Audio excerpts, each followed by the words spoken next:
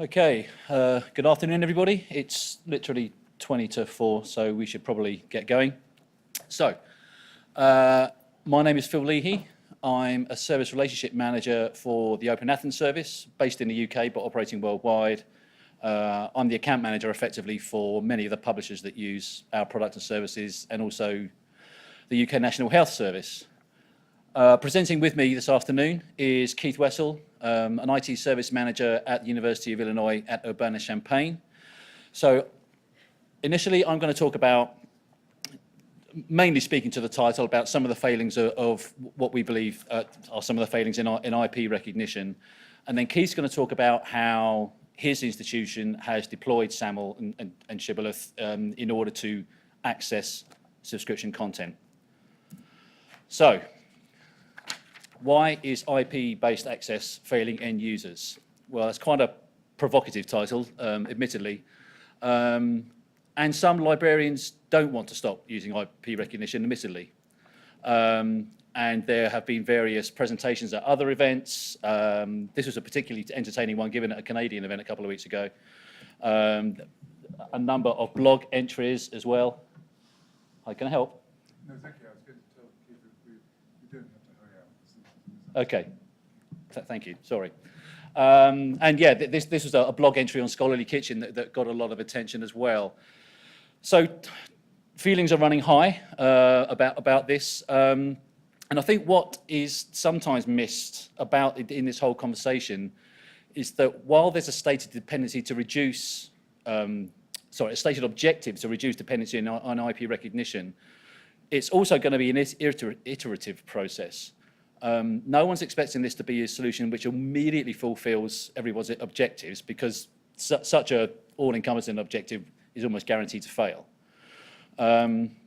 So, with that as background, I should also refer to RA21 here as well, clearly, which is certainly the context in which many of these discussions have been framed. This is not specifically an RA21 presentation. However, I am going to touch on it occasionally, obviously. And just so I get my reference right, there is a dedicated presentation about RA21 tomorrow afternoon at 2:30 at the Embassy Suites Hotel in the Colonial Ballroom. So if you want to know more about, as I said, the stated objectives of RA21 and how they intend to roll out that program, then I recommend you attend that session. So, all of that said, some librarians don't want to stop using IP recognition, but some do. I was at ALA Midwinter in Denver earlier this year, and even as somebody who believes in the products and services that OpenAthens puts together, I was absolutely knocked over by the number of librarians who were coming to our booth and saying that they wanted an alternative to their proxy server. Not all of them were interested in buying our stuff, but they just wanted to come over and talk about the issues. So although there's a lot of certainly social media activity and, as I say, blog entries who are really decrying what RA21 is trying to do, that is not the whole story. Just drilling down a bit, I had a really interesting conversation at Denver with a librarian who said she didn't want to track learning outcomes. She just wasn't interested in it, which again, certainly that's come up in the context of RA21. It would help librarians do that if they wanted. And indeed, some of them do want to be able to get that level of granularity and track users so they can attribute good performing students and their learning outcomes to how they use resources. So it's not just a single story. And this one popped up, frankly, because an email dropped in my inbox last week about an information literacy class. And I wondered if those classes, never having taken one myself, I wondered if they included guidance on students on what kind of data they might be giving away already, which I'm going to drill down to in a little bit. But yeah, it's part of this shift. We believe there is momentum to federated access management. It's about building a conversation and about potentially changing the focus of what people believe federated access management is all about. So, is IP recognition so bad? So that conference that I put the screenshot up for earlier on, somebody was live tweeting it. And this one got my attention. How often do universities and libraries actually change their IP address? Well, on an individual level, probably not very often. Maybe your institution has never changed its external IP address in your working life there. However, that view is not universally shared. This is something that a US publisher told me last year. I will wager that most of your institutions subscribe to that guy's content. But he was extremely frustrated with the overhead, and as he saw it, an unnecessary overhead for making these changes for something that was never a great access method in the first place. So, you know, it's no secret that some librarians are not that sympathetic to the size of a publisher's workload. But you need to think about this in the wider context, in the context of 50 to 60 IP address changes a month. It doesn't mean the librarian and your users are unaffected. You're rarely the first to know when your IP address changes. You only know when something breaks. That means users are affected, and they're forming a virtual or literal queue at your library desk. And that raises the temperature of the whole exchange. You're contacting the publisher to say, when are you going to update my IP address and restore access? But that's just one publisher. It could be 50, 60, 70 publishers that you're having to issue this update to, and then track comms and track progress about whether they've actually made that change or not. So this is not a hassle-free or low impact issue when an IP address changes. User privacy is another topic that comes up in the context of RA21 as well. And there are many advocates of IP recognition who say it is the most privacy-preserving option there is. But that seems, to me personally, to ignore what's happening downstream, i.e. when the user, whether they're on site or they signed in via a proxy service or what have you, they end up at a publisher's website for the first time, and the publisher displays a first-time registration screen. Well, how much information are they giving up there, those users? Potentially far more than they ever would in a federated access management scenario. Now, sometimes it could be just a naked marketing data grab, and the form is just going to be sent to the marketing department so they can send out marketed emails. But there could be more legitimate uses as well: saved searches, alerts, tracking CME credits on a particular product. So it's not a one-size-fits-all situation, admittedly, even when a first-time registration form is displayed. And then that is then even if the user decides they want to complete that form. I've heard here in 2 separate sessions already in less than 2 days how many librarians and indeed users consider them to be a disincentive to go any further, and they can see users going in their droves to platforms like Sci-Hub instead, or using the icon has PDF hashtag on Twitter. So, you know, it's not, it seems to me to be a slightly nuanced argument to say that IP recognition guarantees total privacy, because it's not really looking at what's going on downstream, as I say. Whereas in SAML terms, institutions can control what information, if any, is sent to a publisher. And this is how, I don't know how, I wish maybe they had slightly better contrast on this, but this is a debug page that we use in our service. So we could, for troubleshooting, demos, what have you. And this is one of my test accounts, so it is spewing a whole load of information out into as part of the SAML response. So this is not typically how we would recommend customers are set up. However, in terms of personalisation, rather than saying federated access management forces me to send PII to publishers, that is my unique identifier that's passed in the SAML response when I'm trying to access a publisher's platform. More than that, that identifier is unique to the particular publisher that I'm trying to access. So if I was trying to go to ProQuest, say, I present that IP address. In the very same session, IP address, I'm sorry, that identifier. In the very same session, if I then go to JSTOR, that identifier changes. So there's no collusion, there's no tracking of usage between publishers at all. And there's clearly nothing, there's no information about me in that string that would let a publisher identify me personally. And that's all a publisher should need. I mean, the amount of information that publishers are collecting right now, it's severely distorting their expectations of what is the minimum data set required to run a service. I mean, I talk to publishers, potential prospects, all the time about how they can deploy SAML, how it makes things easy for users to connect to their platforms and what have you. So we start talking, there's the technical back and forth, and then they casually drop into conversation, oh, by the way, and I'll need forename, surname, and email address, like GDPR never happened, or indeed any other data privacy legislation. Whereas, if you're using a SAML or a Shibboleth identity provider service and only sending that, that gives you leverage back to the publisher to say, you have no reason to collect this information anymore. You've got everything you need in order to personalize your service, track usage if you want, enable CME credits, whatever the use case is. But as I say, it's back to my earlier point as well. It's about tracking, changing the context of the conversation. Here's something else from that Canadian presentation. And frankly, I'm at a loss to understand this point. What if libraries are cut out of negotiations between vendors and users when accounts are compromised?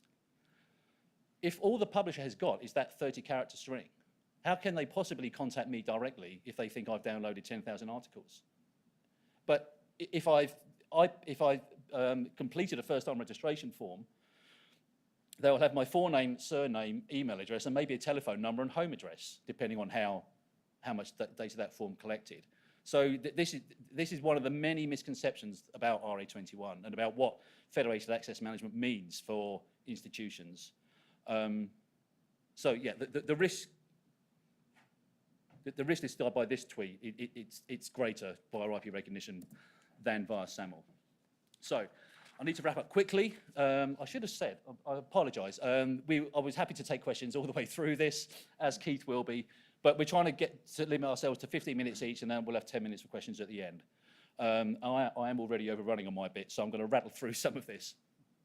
Walk-in users. What about walk-in users? Well, maybe IP recognition will stay simply because of that alone. Having said that, the OpenAthens service has had accounts that users must log in with, and that can only be used on site for 15 years. Other solutions may well apply. Other vendors may have different solutions that would meet that need. So there are options. Healthcare organizations. You can't expect my emergency room staff to log in with a username and password to look up a drug dose in an emergency situation. Okay, agreed. But maybe that won't be the solution in the ER. Also, quick story. Went to the Frankfurt Book Fair a few years ago. One of our Australian customers marched up to our booth and said, OpenAthens saves lives. Okay, I'll take that. So the story was, and her director of the emergency room had told her this story. Some kids were partying. A girl took something that disagreed with her, let's put it that, and she ran off into the bush. So her friends called the police. When the police got an account of what happened and what she'd taken, they called the ambulance. Long story short, the ambulance crew found her, but she was presenting symptoms that made them think they should give her an adrenaline shot. However, what they had in their ambulance was handheld devices and QR codes stuck to the side of the ambulance. They scanned the QR code with their iPad, basically, logged them straight into a drug database, pharmacological database, which told them that they should not give that patient adrenaline. Things could have turned out very bad, and they gave her something else instead. Now, as I said, I will take OpenAthens saves lives any day of the week, but taking a step back from that, federated access management can save lives. It can be applied in real-life emergency situations. Sorry, I'm getting very emotional here. So yes, so the healthcare sector say, oh, it's going to be very difficult for us. Well, yeah, maybe it will. I'm going to come on to that. Governance. Healthcare organizations say, we've got patient data. There's no way we can open up our network to to the internet. And frankly, I've seen it phrased in that way. Well, if your IT director is coming back to you with that as a reason for not enabling federated access management, they need to update their current knowledge about what is available in terms of directory services. We have pharmaceutical companies using our service, who I would suggest their compliance, their governance requirements over data security are at least as high as healthcare organizations, if not higher. They are happy to use our products and services to hook into the identity management tools that they're using locally to get access to subscription content. And readiness. There was a session earlier on where Josh Howlett from the JISC was talking about how the UK had transitioned the academic sector. And as the access management tool of choice at that time, we helped them manage that transition. And this was at a time where we were trying to transition UK universities to use federated access management at a time when different faculties were keeping staff and student databases in Excel spreadsheets and access databases. They were literally the only copies. So to come back to one of my first points, this is not going to happen overnight. So if you, again, another healthcare quote, we don't even have an ILS, so how can we possibly do this? Well, you can't do it overnight because your identity management practices locally are not fit for that purpose. And frankly, access to subscription content is the least of your worries if that is the state of your internal management information. You absolutely need to, your organization will need to do other work in order to get ready for that. But as I said, we help the UK academic sector through that. We've done it once, we can do it again. So this is not, we are not intimidated by the size of that task. Okay, at this point, I'll hand over to Keith. There you go. All right, good afternoon. There we go. As I bang in everyone's ears, I apologize. So first, if you were in the 1 o'clock authentication and privacy session, I want to thank Steve and Heather and Josh for giving my presentation for me. And I'm glad you guys went first. No, seriously, I'm going to build off of what they had to say earlier. This actually worked out great. So for starters, yes, I'm an IT service manager at the University of Illinois at Urbana-Champaign. I am our primary service manager for our Shibboleth identity provider.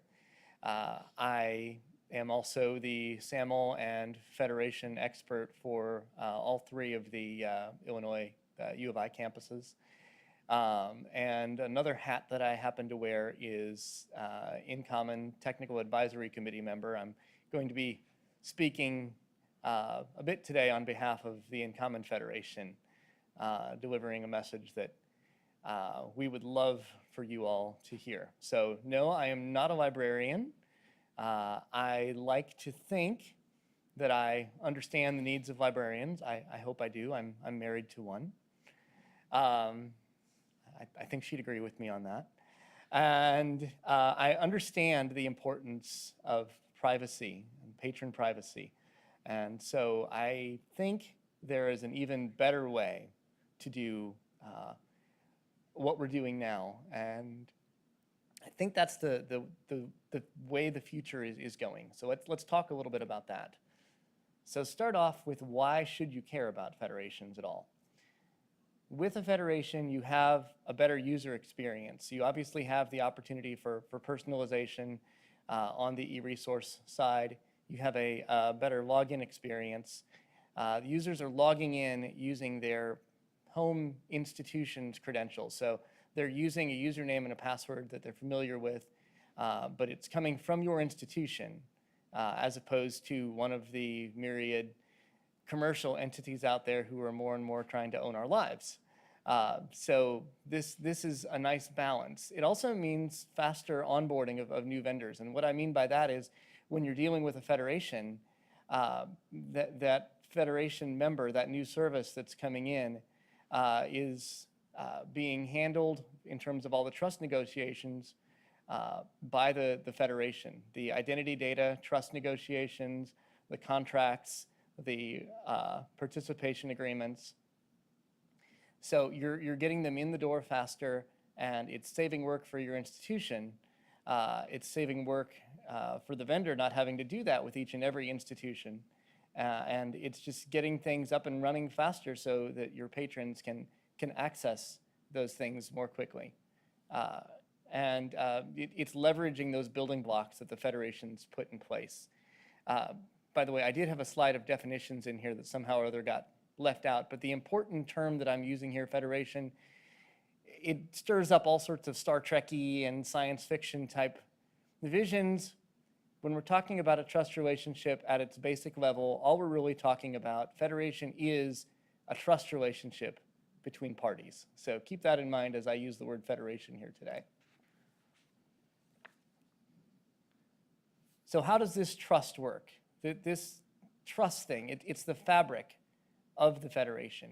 It's how it's all built. Without trust, you don't have a Federation. You don't have any of these technical possibilities. And so how do we add trust to the Federation? The institutions and the services are following a participation agreement that the Federation has put in place. Now, there are different kinds of federations. I talk here about direct, which is also called bilateral federation. That is the one-off federation. Phil was kind of talking about that a little bit earlier. That's where you're having to work with each and every service and institution combination that comes along for them to facilitate that trust. Not very efficient. And then you have the multilateral federation, where you have a party like the InCommon Federation in the middle. If you're not familiar with InCommon, by the way, they are the research and education identity federation for the US. There are other federations in other nations and regions of the world, a couple dozen others that are working together. If you were in the 1 o'clock session, you heard Josh mention EduGain, which is a cooperative effort between the federations of the world. So when you have this mutual party that's working between the institutions and the services, then you're obviously going to get some economies of scale because there's going to be those basic steps put in place to make it all work. Now, how does it work? This is basically how it works. We have a user, and Steve did a great job in the 1 o'clock explaining the basic flow of things, and I appreciate that. So we have a user who's logging into service A, and that patron happens to be from institution B. So the service is going to trust the institution to return true and accurate information about the user and to follow all of the appropriate security mechanisms in place. At the same time, the institution is going to trust the service to do what they said they're going to do with the data, to use the data responsibly, to not share the data. This is all governed by a participation agreement in the Federation. And then, of course, we've got the user. We don't want to leave out the user.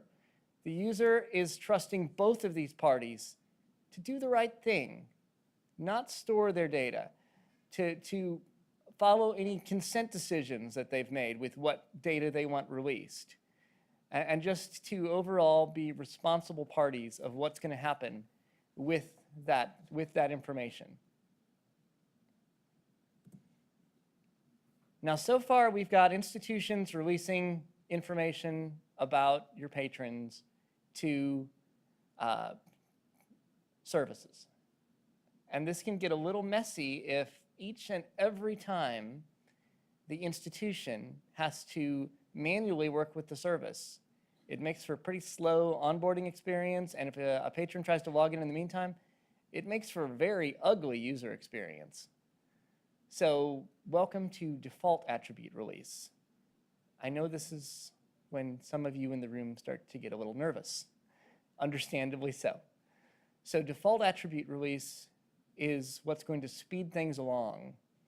It's going to offer up a default set of information about users to each and every service that they log into. It's going to speed up the onboarding process because as soon as that service appears in the Federation I'm trying to avoid using the word metadata because that has a different meaning in this circle, but there is metadata about services and identity providers that get exchanged.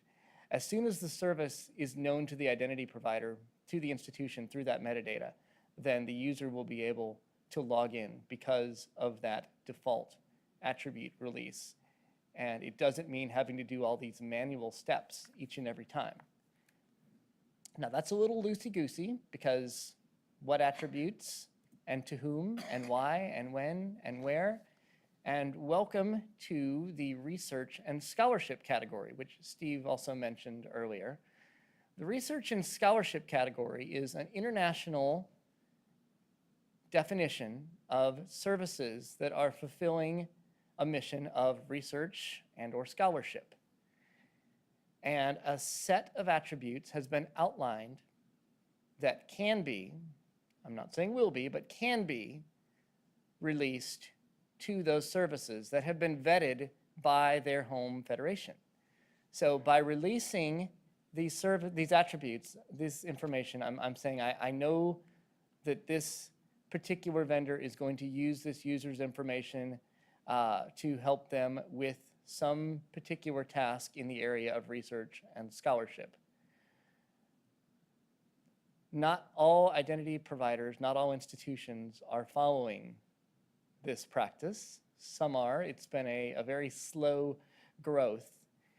If this is something that interests you, if this is something that intrigues you, and I think when you hear a little more of what I have to say later, it might interest you a bit more. One of the nice things about this is it makes it easier to make a case to the data stewards at the institutions.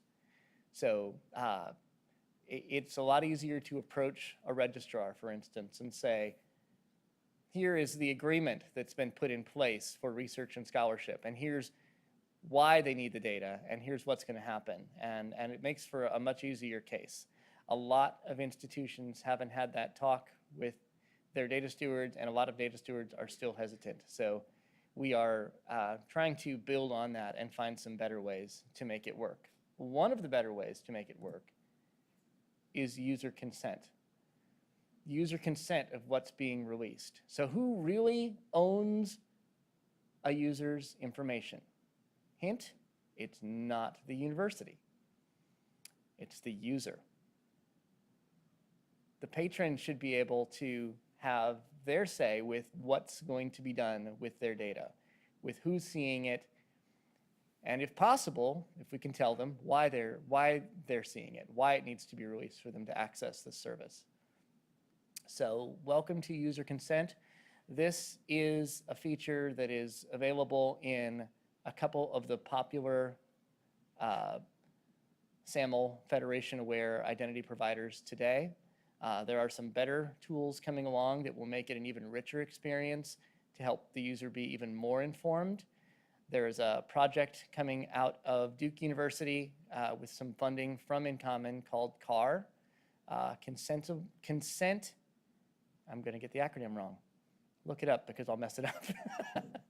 I think it is consented attribute release. It's informed attribute release, though. It lets the user define at a very fine grain what they want to release in general or specifically, and it even allows the institution to provide some general guidance, so where they want, the user can defer to the institution's guidance on attribute release. That is going to be coming out and seen more widely next year. In the meantime, we have the built-in support in many of the identity providers. This is what consent looks like at Illinois. This is our screenshot. If you're logging into something, this is what the user would see. Now, it doesn't give them details on why, unfortunately. We don't have that yet. We're getting closer.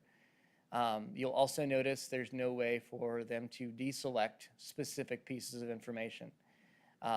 That is a feature request that I have made to the Shibboleth Consortium. I'm hoping in the future that optional pieces of information that a service can function without, a user will be able to deselect. So consent really helps to drive home this default attribute release because the user knows what's being released. They know what's being done with their data. Yes. That's a great question. I'm glad you asked, and I wish I would have put that screenshot in. So if they don't consent, since this is an all or nothing deal, we can't let them into the service because the service would not function without these attributes in most cases.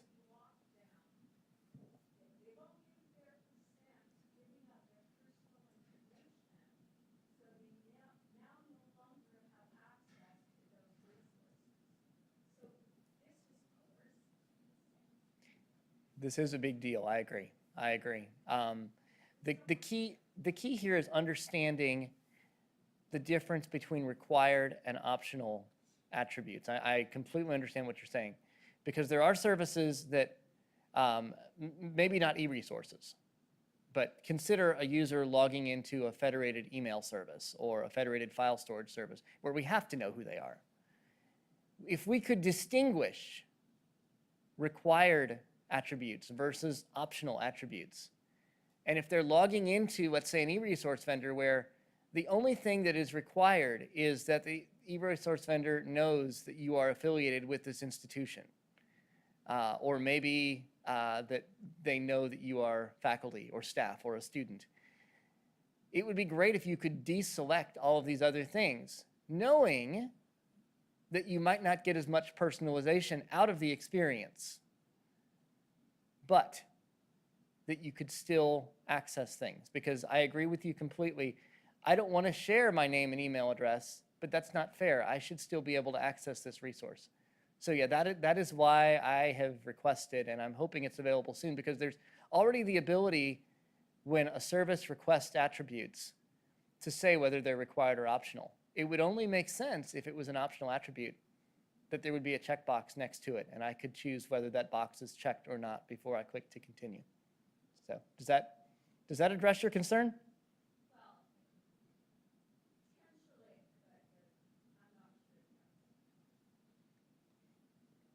We'll wait and see once it's actually implemented, if it does.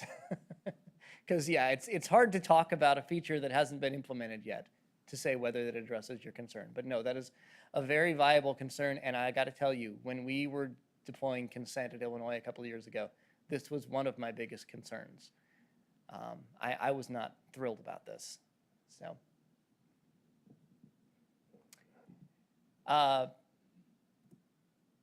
Phil already talked a little bit about RA21, but that is, speaking of direction that things are going, that is also the direction that things are going. Federation so far has not been widely embraced. It's just not a pleasant user experience, especially if you have a vendor that is federating with 100 different institutions, and the user has to pick their institution from that gigantic list. Or if there is, say, an email address-based discovery to tell what institution you're from. Email addresses obviously change. That may not work well.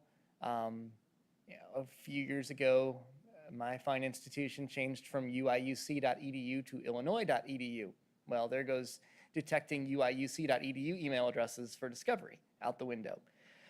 That happens quite often, more often than one would think. So the RA21 effort is starting by tackling the issue of privacy preserving institution selection, privacy preserving discovery process.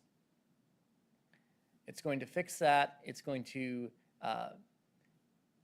make it a better experience for the end user. It's going to make it a privacy preserving experience for the end user. And hopefully it's going to standardize things with the vendors and the institutions with how it's implemented. So going into the future here, how can you be a Federation superhero yourself? Here are some items that I would like to challenge you all with. Work with your IDP operators to talk about a reasonable default attribute release. Work with your IDP operators on your campuses to talk about consent. And maybe consider this research and scholarship thing when appropriate. Talk to your data stewards, your registrars as appropriate. I challenge all the librarians in the room with those things. Publishers, apply for RNS because I suspect many of you fit very nicely into RNS. And we haven't seen a large e-resource population in that area yet. And also publishers, get ready for RA21. Default attribute release is also something that can speed things along and make it easier, and probably a good selling point for you too.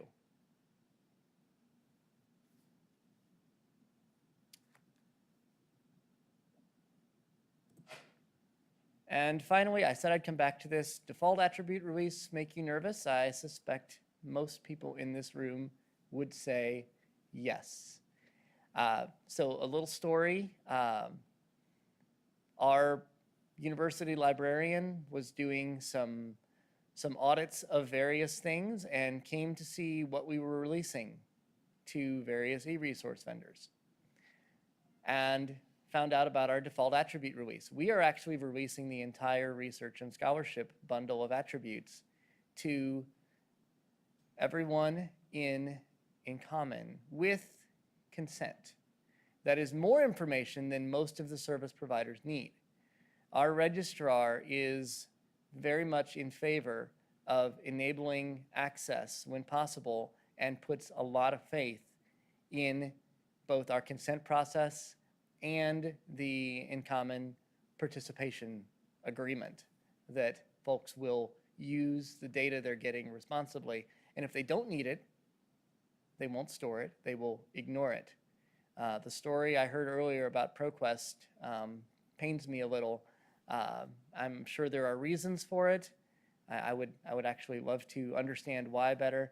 But data being stored and made visible where it's not appropriate is really what gives all of this a bad name. And we're hoping to change all of that as we move forward.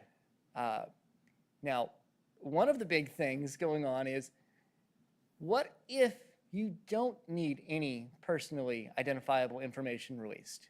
What if this is a case where there is no PII needed?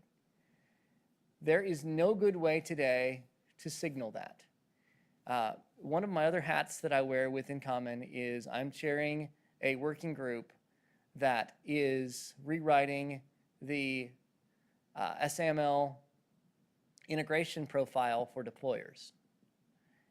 And one of the things that we've done with that is created a new set of identifiers to take the place of many of those identifiers that if you were in the 1 o'clock authentication session that Josh was talking about. And one of the things we also hope to accomplish with this is signaling that I don't need any personally identifiable information. Now, it's hard to make the case for someone to self-assert, hey, give me less information in this day and age of wanting more information. But in this privacy-preserving age, it's important to have that option, and it's important to know when it's appropriate. And so that work is underway. What I would love to challenge this community to do is to work with the Federation community, if this is important to you, because I know from what I've heard so far here today that it is. So I would love to challenge you all to work with the RA21 initiative, to work with REFEDS, which is the International Organization of Research and Education Federations, and to work with the folks at your institutions or vendors with your Federation contacts that are plugged in with this Federation stuff, this Federation thing, to make this happen, because I understand the importance of it. And I think if we work together, we can not, I hate this analogy, throw the baby out with the bathwater. I have kids. I've hated that analogy ever since I had kids. But at any rate, we can avoid doing no default attribute release just because we don't have a better way to do it. We can have a default attribute release, and we can have signaling to say, when do I not need the personally identifiable information to be released? Because this Federation can really make some powerful things happen. It can really make things scale. And in this fast-growing culture that we're in with technology, not just in the library, but elsewhere across campus, it can really help to speed things along. It can help with security. And yes, I think I've made my point. I would just love to challenge you all to get involved with this effort to make this happen so that we can all leverage federation to make things happier for everybody. So that is all I had. And I think we still have a couple minutes left for questions. Yeah, I think we might just have a couple of minutes. I'm going to take my arm, Keith, and we can do it from the mic on the desk. This slide deck is on the event website as well for this session. So if you're interested in downloading the deck, and it certainly includes my notes, and I think it might have Keith's as well. So yeah, any questions?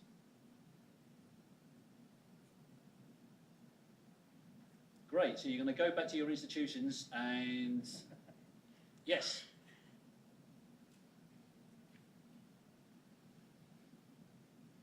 I'll actually make a comment since no one had any questions.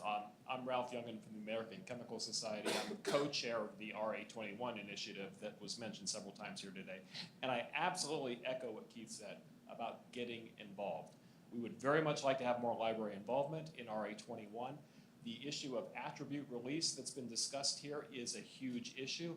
I can say that the publishers involved within RA21 concur that when you perform a transaction on our site where personal information is not required, we don't want the PII. We don't want those attributes to be released. But recognize that that's not all what publishers do. If you submit a manuscript to be published in one of our journals, we kind of need to know who you are. And in fact, the researcher wants credit. And so the researcher wants to be identified in that kind of a transaction as well. The issue here is attenuating the system properly so that personal information is being conveyed when appropriate and not when not appropriate. And InCommon that Keith represents here today is a community-driven organization. Get involved with InCommon as well and advocate for your positions there.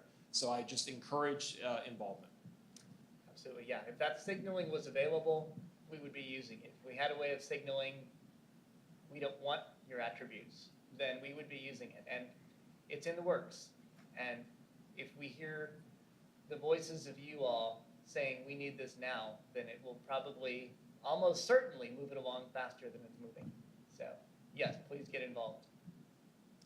Glenda Alvin, Tennessee State University. We're implementing OpenAthens at our library, and I was charged with contacting the publishers to tell them that we were going to be an OpenAthens site. And some of them said that they were not going to be able to accept OpenAthens, and they didn't have plans to do it in the future. So can you tell me why publishers would be reluctant to convert over from OpenAthens from IP address? Yeah, sure. And I would take the term OpenAthens out of that entire conversation. I mean, we build and support a whole bunch of tools for institutions like yours to connect with in a federated access management context. But I would say, go back to the publisher, or in your future conversations with your publisher, don't say that you're connected via OpenAthens. Say you're connected via Shibboleth. They don't need to know what identity management tools you're using. They don't need to know whether you're using Windows 10 on the PCs that you're connecting with. It's that level of detail that they don't need to worry about. And you know, I've been working for EduServe for the best part of 19 years, but so have a lot of our publisher staff as well. And there's a lot of residual. There's a collective residual memory that Athens, as it was called then, is UK only, proprietary, and academic based. And so there is, I come up against these perceptions all the time, so does my colleague Rob, in that OpenAthens is a special thing that I've got to do, and it's completely inconsistent with anything else that anybody is doing. That's not true anymore. You have bought a set of Shibboleth tools. So that's what you need to go back to your publishers with. And if they then say, well, we're not going to deploy Shibboleth, well, that's a whole different conversation. But it's got nothing to do with OpenAthens, okay? So I would encourage you to just change the tone of what you're saying. You're a Shibboleth institution now, not an OpenAthens one. The Open Athens guy said, leave out the word Open Athens. You heard it here first. Yeah, because it confuses it confuses the discussion.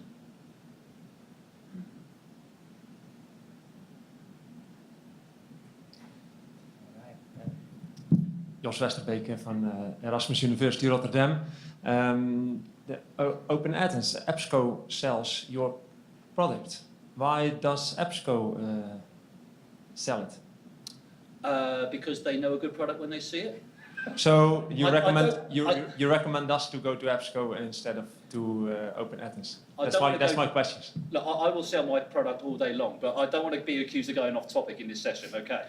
EBSCO are resellers of OpenAthens, and very effective ones as well, by the way. Okay, I'm just wondering about it. So yeah, It's okay. they're resellers. And frankly, they've got a sales force of several hundred, which we could just never emulate or come close to replicating.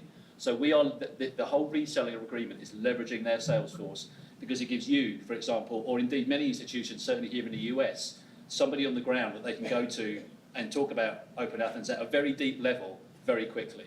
I mean, we're based in the UK, but we don't want conversations to be restricted to UK business hours. Hence, we use EBSCO. And a whole bunch of other resellers as well, by the way, just in case someone from TDNet is here. Maybe you could publish the list so we know where to go. The list of, OpenAthens resellers. do we have such a list, Rob? Yeah, I'm sure it go is. to our website, I'm sure it is. openathens.org. I actually have a question. I was in Wendy Merkley, University of Lethbridge, Alberta, Canada. Unfortunately, I didn't attend whatever you attended that Canadian libraries were talking about this. Access 2018. I wasn't there. Oh, okay. I must confess, I wasn't there. All But right. I was in a meeting recently where we were talking about, costs of electronic resources, the usual kind of thing. And a faculty member said to me, he and many of his colleagues use Sci-Hub because it is much more user-friendly than going through the various stages of authentication that most of our library systems impose, mostly through proxy servers. And it can take longer time, and et cetera, et cetera. So I guess really my question is, will a federated management of authentication streamline that process in the way that a faculty member would really like to see happen? So I was a little dismayed when I heard that the current version of RA21 is a poor user experience. I would suggest we certainly don't want to release a poor user experience, but is this solution one that actually is gauged at making the user experience of accessing our resources easier? I don't think personalization is going to sell this. no, fine. And the UX, the user experience, is really what is driving RA21. So ProQuest are involved, and they have devoted the efforts of 2 of their UX researchers to developing what the user experience, what a common user experience could/should look like. So this is one of RA21's stated objectives, is to publish a common set of recommendations which every publisher can elect to follow, but with the idea of creating a consistent user journey between publishers. I mean, let's face it, every publisher has its own marketing department who is insistent on its branding being visible at the cost of almost anything else. So certainly some of the conversations I've seen. RA21 has got publishers together in the same room to collectively say, we shouldn't be doing this anymore. We should be working together to provide a consistent user experience that users will see signposts across different publisher websites. And of course, and Sci-Hub is looming there in the background. I think we better wrap up now. But Sci-Hub is looming in the background because it's hard to compete with free and it's hard to compete with one-click access, which is what Sci-Hub offers.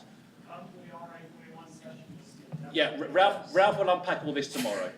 Yeah. And I'll just quickly add that the whole federated authentication process is supposed to improve the user experience. It gives them a login screen they're familiar with, using credentials they're used to using, and even adds the aspect of single sign-on so they don't have to authenticate as often. So, yeah, that is the goal. And if that's not what's happening at your institution, it's probably worth figuring out why. So.